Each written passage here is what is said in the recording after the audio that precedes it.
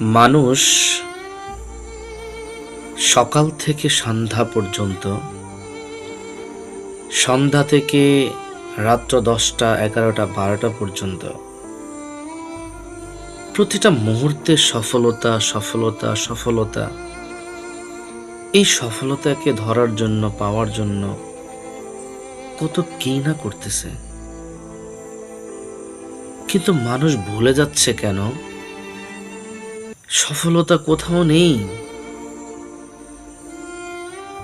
প্রত্যেকটা মসজিদে আল্লাহ তাআলার বান্দারা, মুয়াজ্জিন সাহেবেরা আজানের মাধ্যমে বলে, হাইয়া আলাল ফালাহ।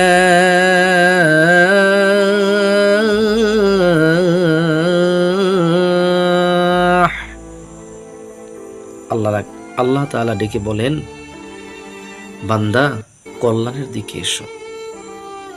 সফলতা তো এখানেই। সফলতা কোথায় তাহলে?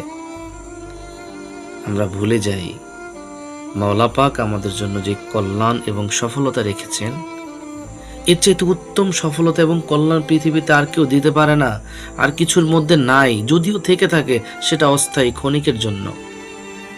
উত্তম ফয়সালা এবং সফলতা আসবে আমার নামাজের মাধ্যমেই, আল্লাহ তাআলাই দেবেন।